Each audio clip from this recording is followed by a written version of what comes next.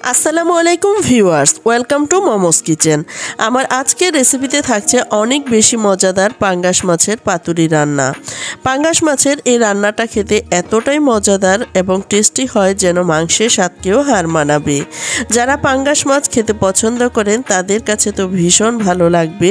আর এই রান্নাটা শুধু পাঙ্গাস মাছ দিয়ে নয়, এর পরিবর্তে যে কোনো বড় মাছ দিয়েই করা যাবে। চলুন তাহলে মূল ভিডিওতে চলে যায়। আজকের রেসিপির জন্য এখানে আমি 60 টুকরা পাঙ্গাস মাছকে ধুয়ে পরিষ্কার করে নিয়েছি আর কেটে ছোট ছোট টুকরো করে নিয়েছি। দিয়ে দিলাম স্বাদমতো লবণ, আর দিয়ে দিলাম হলুদের গুঁড়া 1 চা চামচ, মরিচের গুঁড়া 1/2 চা চামচ, আর দিয়ে দিলাম আদা রসুনের পেস্ট 1/2 চা চামচ করে। এখন আমি মাছের সাথে মশলাগুলো ভালোভাবে মিশিয়ে নিচ্ছি। মেশানো হয়ে গেলে আমি 10 থেকে 15 মিনিট সময়ের জন্য রেস্টে রেখে দিব। মাছের সাথে মশলাটা মাখানো হয়ে গেছে, এখন আমি রেস্টে রেখে দিচ্ছি। 15 মিনিট পর চুলায় একটি প্যান বসিয়ে এর মধ্যে দিয়ে দিলাম 1/4 কাপ পরিমাণ রান্নার তেল, আর তেলটা সামান্য গরম হতেই এর মধ্যে আমি মাছগুলো দিয়ে দিলাম। মাছগুলো আমি উল্টে পাল্টিয়ে ভেজে নেব। দেখুন মাছের এক পাশ কিছুটা ভাজা হয়ে গেছে, এখন মাছগুলোকে আমি উল্টিয়ে দিচ্ছি। মাছগুলোকে আমি কিছুটা সোনালি রঙের করে ভেজে নিচ্ছি। মাছের দুই পাশই ভাজা হয়ে গেছে, এখন আমি আবারও উল্টিয়ে দিচ্ছি।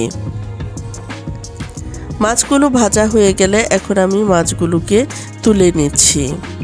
মাছগুলো তোলা হয়ে গেলে একই প্যানের মধ্যে আমি রান্নাটা কমপ্লিট করব। আর এর মধ্যে দিয়ে দিলাম 2 টুকরা তেজপাতা, 2 টুকরা দারুচিনি আর 2টো এলাচ। এখন আমি এর মধ্যে দিয়ে দিচ্ছি 2টো পেঁয়াজ কুচি। পেঁয়াজগুলোকে কিছুটা নরম করে ভেজে নিচ্ছি। আর আপনারা যারা পাঙ্গাস মাছ খেতে পছন্দ করেন, অনেকভাবেই হয়তো পাঙ্গাস মাছ খেয়েছেন। আশা করব আমার আজকের এই রেসিপিটি ফলো করে একবার হলেও তৈরি করে খাবেন। এখন আমি এর মধ্যে দিয়ে দিলাম স্বাদমতো লবণ, দিয়ে দিলাম 1 চা চামচ পরিমাণ আদা পেস্ট, আর দিয়ে দিলাম 1 চা চামচ পরিমাণ রসুন পেস্ট। মশলাগুলোকে আমি ভেজে নিচ্ছি কাঁচা স্মেলটা চলে যাওয়া পর্যন্ত। মশলাগুলো ভাজা হয়ে গেছে, এখন আমি এর মধ্যে দিয়ে দিলাম 1/2 কাপ মতো পানি। পানিটা দিয়ে এখন আমি এর মধ্যে গুঁড়া মশলা দিয়ে দিচ্ছি। 1 চা চামচ পরিমাণ হলুদের গুঁড়া, 1 চা চামচ পরিমাণ মরিচের গুঁড়া, 1 চা চামচ পরিমাণ ধনিয়ার গুঁড়া, আর 1 চা চামচ পরিমাণ গরম মশলার গুঁড়া দিয়ে আমি মশলাগুলোকে কষিয়ে নিচ্ছি। মশলাগুলো থেকে যখন তেলটা ছেড়ে আসবে তখনই বুঝতে হবে মশলাটা কষানো হয়ে গেছে। দেখুন আমি মশলাটাকে কষিয়ে নিলাম, তেলটা ছেড়ে এসেছে, তার মানে আমার মশলাটা ভালোভাবে কষানো হয়ে গেছে। এখন আমি আগে থেকে ভেজে রাখা মাছগুলো এই মশলার মধ্যে দিয়ে দিচ্ছি। মশলার সাথে মাছগুলো ভালোভাবে মিশিয়ে নিচ্ছি। আর মেশানো হয়ে গেলে মাছগুলোকে আমি খুব ভালোভাবে কষিয়ে নেব। আর মাছগুলো যত ভালোভাবে কষানো হবে আপনার রান্নাটা খেতে ততটাই সুস্বাদু হবে। এখন আমি ঢাকনা দিয়ে ঢেকে মাছগুলোকে কষিয়ে নিচ্ছি। প্রায় 4 থেকে 5 মিনিট সময়ের মতো আমি মাছগুলোকে কষিয়ে নিলাম। দেখুন এর মধ্যে তেলটা ছেড়ে এসেছে, আর আমি এর মধ্যে আরও একবার নেড়ে দিয়েছিলাম।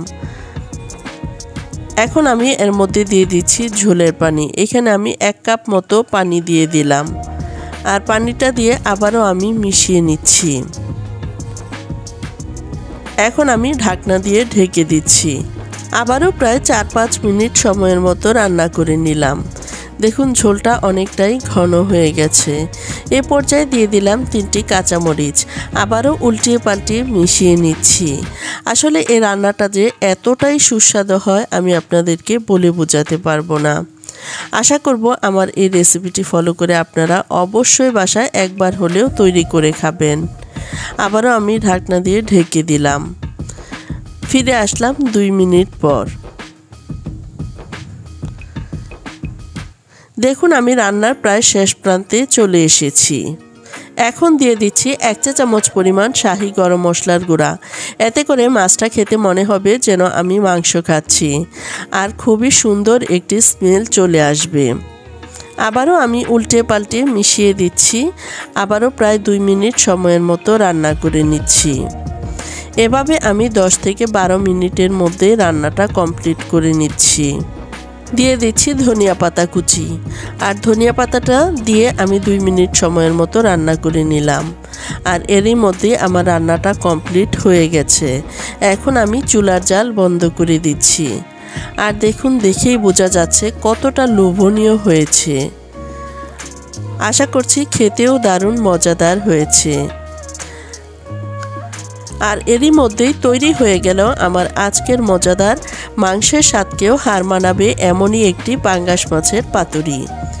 আশা করছি আমার আজকের এই ভিডিওটি আপনাদের অনেক বেশি ভালো লেগেছে।